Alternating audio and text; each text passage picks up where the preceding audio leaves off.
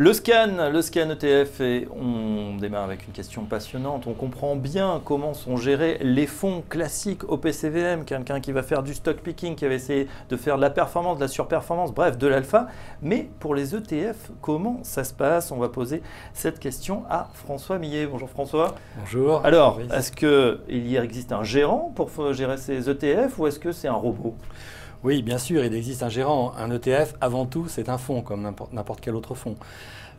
C'est un fonds qui va gérer en fait l'exposition à un indice avec différentes techniques de réplication de cet indice. Donc sa mission sera de minimiser les erreurs de suivi par rapport à la réplication de cet indice, avec des techniques assez simples, des réplications en panier parfait de l'indice, des réplications par un système d'échantillonnage lorsqu'on ne peut pas acheter tout l'indice ou que ça coûte trop cher, et parfois des réplications à travers l'échange des actifs du fonds contre une performance qui vous est fournie par exemple par une banque qui va vous donner l'indexation parfaite. Donc il existe plusieurs techniques de gestion, mais toujours un gérant à la barre et de nombreuses décisions car l'ETF appartient au monde de la gestion passive, c'est souvent ce qu'on dit, mais il existe en fait des actes de gestion quotidiens dans tous les ETF. Alors on va voir ça, c'est intéressant ce que vous dites parce que autant pour le CAC 40, bon, c'est 40 valeurs, on se dit ça ne doit pas être trop compliqué, mais c'est vrai qu'il y a des indices qui font plusieurs milliers de valeurs.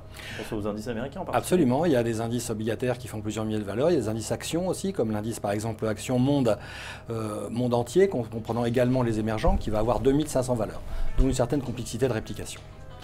On regarde également, vous avez dit, des actes de gestion, gestion des dividendes, gestion des entrées-sorties dans l'indice. Ça veut dire que le gérant, finalement, il est actif toute la journée, toute l'année? Oui, alors en fait, dans les indices un peu larges, il se passe toujours quelque chose.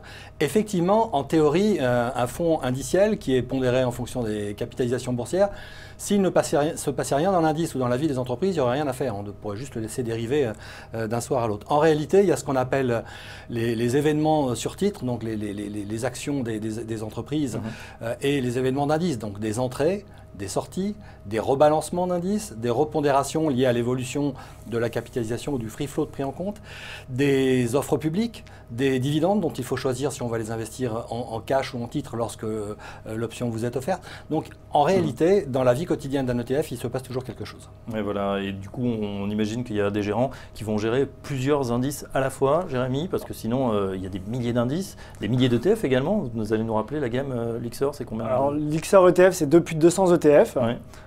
Sur toutes les classes d'actifs, on va retrouver des ETF. C'est vrai qu'on associe souvent les ETF à la classe d'actifs actions, mais on se rend compte, et justement chez Lyxor, qu'on a une panoplie de possibilités, donc actions géographiques, thématiques, sectorielles, pays, régionales. On a des investissements, des ETF obligataires, d'État, des obligations d'entreprise, on peut jouer l'inflation, des matières premières, on peut faire vraiment énormément de choses. Et effectivement, avec 200, on a une équipe de gestion qui s'attache tous les jours à optimiser la réplication des ETF pour se conforter à la performance de l'indice. On a l'impression quand on regarde les ETF que finalement, entre celui qui est de la maison A ou de la maison B, on ne va pas citer de nom, Lyxor contre un autre, est-ce que c'est bonnet blanc, blanc bonnet, puisque finalement tous les gérants vont suivre exactement ou essayer de se conformer, de répliquer le même indice? Quelle va être la différence? Comment ça s'explique? En fait, tous les ETF ne sont pas nés égaux. Alors si on prend l'exemple de l'Eurostoxx 50, il doit y avoir quelque chose comme 23 ETF Eurostoxx 50 dans le monde, dont la majorité bien évidemment en Europe. Et leur performance en termes de rendement, mais aussi en termes d'écart de suivi par rapport à l'indice, est assez différent, ainsi que les écarts entre les cours acheteurs et les cours vendeurs. Et ça, c'est lié à la façon de le gérer. C'est lié à tout un tas de paramètres comme la domiciliation du fonds, comme la fiscalité des dividendes, les retenues à la source sur les dividendes du fonds et les actions que vont entreprendre au quotidien les gérants pour minimiser cet écart de suivi par rapport à l'indice. Donc on a des différences qui sont parfois substantielles entre deux ETF sur une même indexation. Comment on va choisir justement, Jérémy, son indice là, s'il y en a 23 qui répliquent à peu près le même indice? Est-ce que ça sera au niveau des frais, au niveau de la performance? Comment l'évaluer? Qu'est-ce qu'on peut donner comme piste à ceux qui nous regardent? Alors en fait, il faut tout regarder. Beaucoup d'investisseurs se disent que finalement on va regarder que les frais de gestion, parce que la particularité des ETF c'est d'avoir des frais de gestion très faibles, des frais de gestion réduits. Donc on peut se dire que le meilleur ETF c'est celui qui a les frais de gestion les plus faibles. Sauf que c'est une erreur de faire ça. En fait, il faut regarder plusieurs choses. Il faut regarder évidemment la performance de l'ETF, qui va inclure le niveau de frais de gestion. Plus il y aura de frais de gestion, plus la performance sera mauvaise. Mais il faut également regarder la qualité de la réplication, comment on va répliquer l'ETF. François en a parlé un peu tout à l'heure. Et enfin, il faut regarder la liquidité de l'ETF. Petit rappel, c'est qu'un ETF se traite comme une action, et donc la liquidité de l'ETF a une vraie importance. Et de ce fait, on va regarder ce qu'on appelle plutôt chez Lyxor l'efficience des ETF pour comparer un ETF par rapport à un autre. Et c'est vrai qu'on a la chance chez Lyxor d'avoir des ETF très efficients. Sur les ETF les plus traités en Europe, on est majoritairement, on a des ETF les plus efficients sur la place. Et voilà, il n'y a pas que les frais de gestion. Un grand mystère peut se poser à l'investisseur particulier, François, c'est le fait de voir des ETF sur pratiquement, on a dit, toutes les classes d'actifs, mais aussi toutes les zones géographiques, la Chine, le Japon, et malgré ça, on peut quand même mettre ces ETF dans son PEA.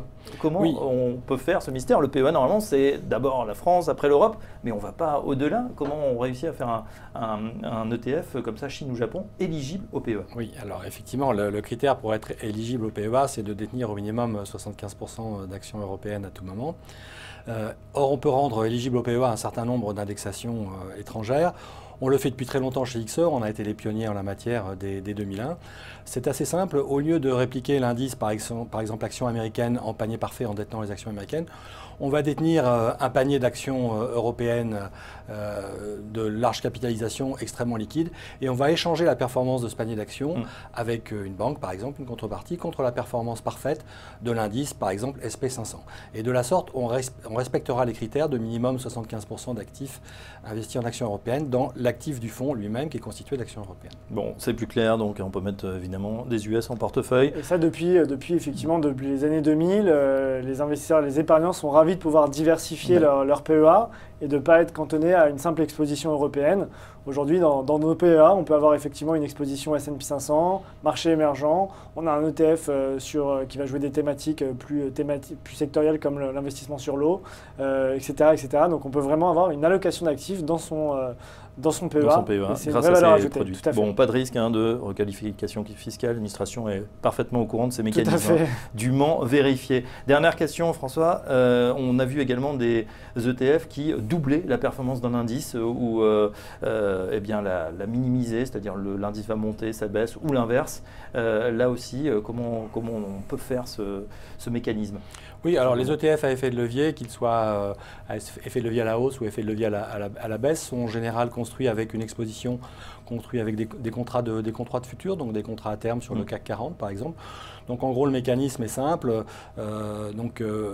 L'investisseur va toucher 2 fois la performance quotidienne du CAC 40 et il va toucher également 2 fois les dividendes et il va payer le financement pour la position supplémentaire, disons, puisqu'il va investir 100 pour être exposé à 200 en réalité. Est-ce qu'on peut dire schématiquement, finalement, vous faites une enveloppe qui s'appelle, enfin une construction, finalement clé en main que vous livrez à l'investisseur? Oui, absolument.